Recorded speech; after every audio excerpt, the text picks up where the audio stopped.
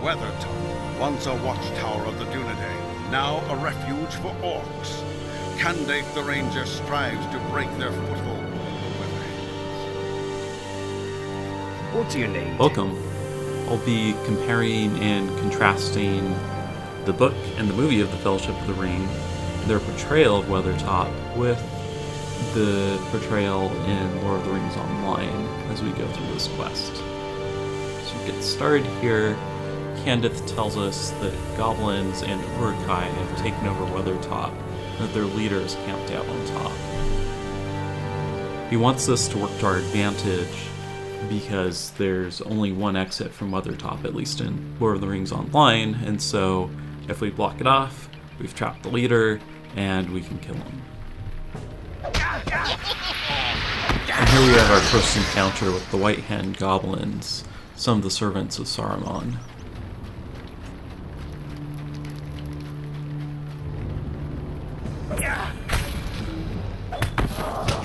Alright, I'll take a quick look up here to see how far up Weathertop is. Take a quick look down. We're at the bottom here. We have a long ways to go.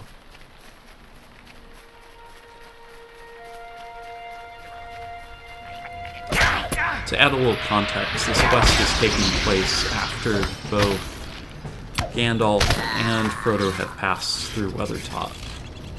Since then, it's been taken over by both White Hand Goblins and Uruk-hai on the orders of Saruman, hoping to use it as a stronghold in the Lonelands here.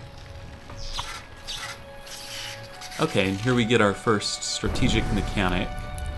We're told we can light these pyres on fire and draw some of the enemies down and split them up so they're a little easier to deal with.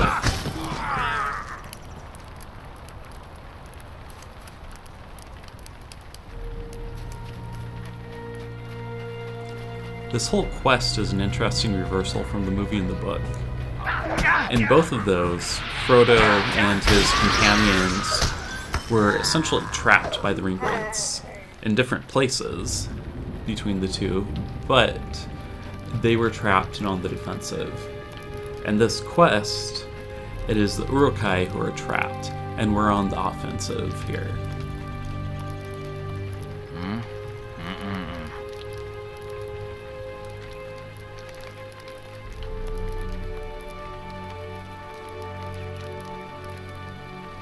Okay, now Candith gives us his plan for retaking Weathertop.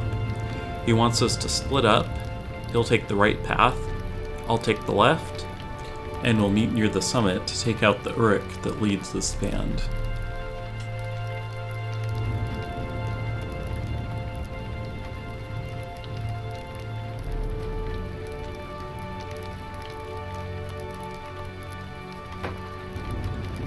Little heavy-handed foreshadowing here, telling us to watch out for Bub, Hosh, and Muzz as we climb our way to the peak of Weathertop.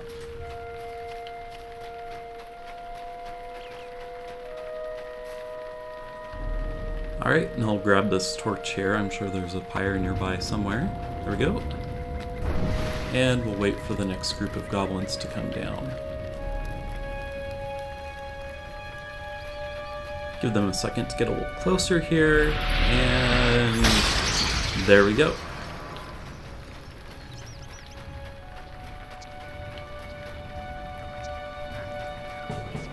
Looks like we're approaching some ruins here.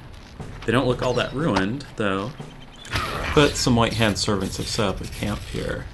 Looks like 3 groups. Take out the first, take out the second, and looks like 1 group left.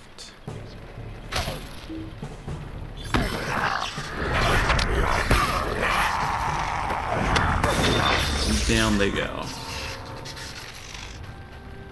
This isn't quite a pyre here, but I'm gonna see if I can light it up anyways. And no, it does not look like it, so I'll drop the torch here. Yes.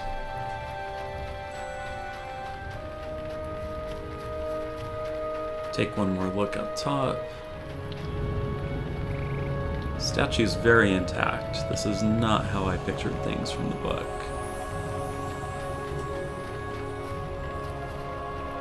Looks like this was supposed to be an ambush, with the goblin hiding behind the rock there. But no trouble anyways. Down they go, and on we go on our way. There's a torch there. I'll see if I can find a pyre that it belongs to. And there we go. Run back and grab that torch.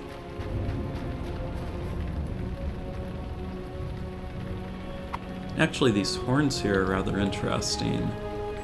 Looks like some sort of warning system. It's not really used. Okay, it looks like the pyre drew out 2 Urukai from different groups, so it looks like we now have 3 groups of 2 to fight rather than 2 groups of 3, which is a little easier.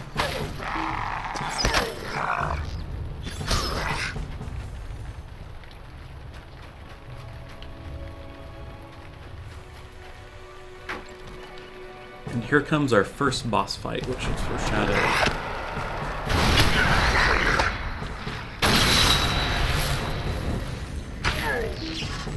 Not too tough. Down he goes. Comparing both the book and the movie to the game here on Weathertop, I can't get over how different the feeling is.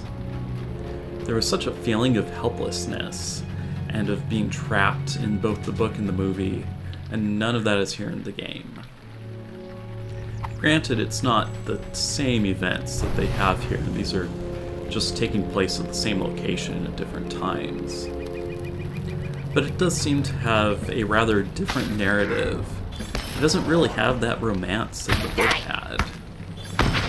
There's no real fear of failure, and not just because my character is probably a little too high level for this quest, but because there's just not that fear there. We willingly entered into these events. We're not being chased.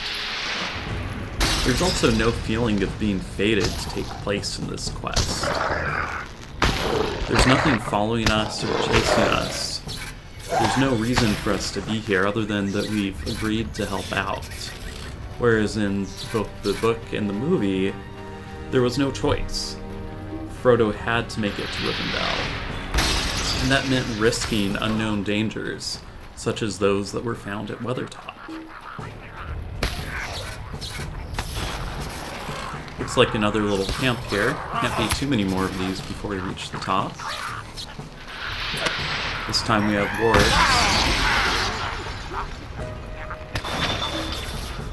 Take out the orc first, Keeper second. And looks like there's a pyre over there, so let's grab this torch and set a little distraction.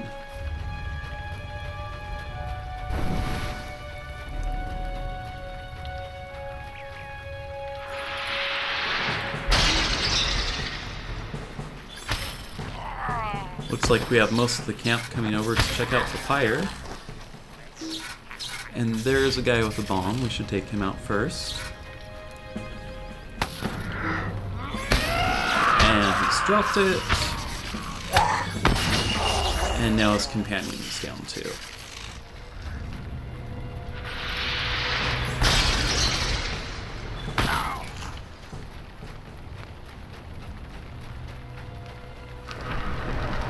That looks like Muzz up there, the second boss that we are warned to look out for.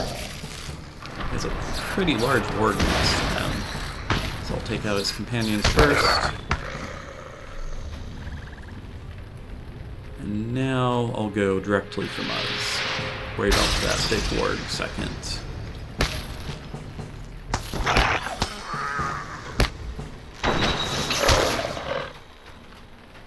He's down, but looks like we took some injuries. Walking a little slow here, as you can see up here. Oh. Now we're back to normal. Looks like we got another patrol here. Can't be that far from the peak at this point.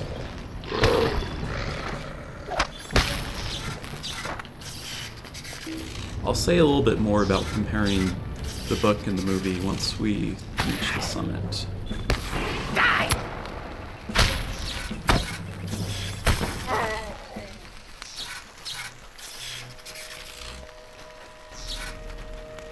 take another look up. Doesn't look that far, but it's hard to tell.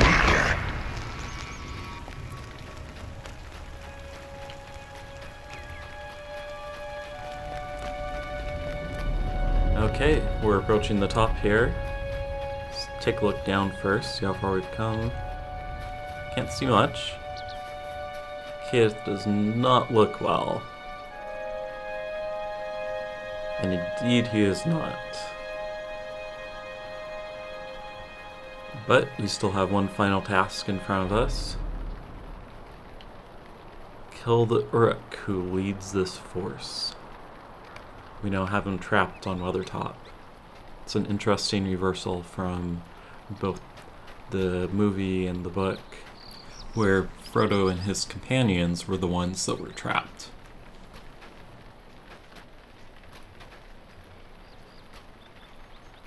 So he's injured. He will hold the rear guard. Sounds like just an easy way to get him out of the fight, so this will be solo. And there's the leader in front of us. Oh. Looks like we've become heroic. Let's go straight for the boss. Oh, can't hurt him anymore. Looks like gotta take down the minions first. Down they go. Down he goes. And now there's a mountain troll. Okay, take out archers first so they can't get us while we're fighting the mountain troll. He has a flaming club. I thought trolls weren't supposed to like fire.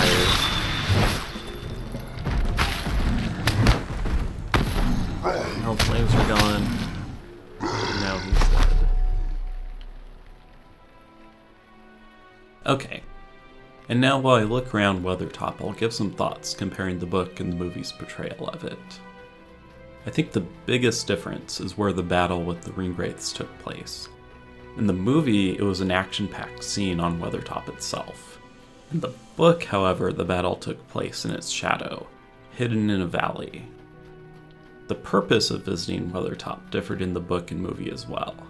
In the book, they had hoped to meet Gandalf there. And indeed, they found a rock marked with a sigil and what they took to be a date. They also wanted to get a view of the landscape from Weathertop in the book. In fact, it was spending too long watching from Weathertop that led them to be spotted by the Ringwraiths. This happened despite Aragorn trying to minimize both the time and number of people at the summit.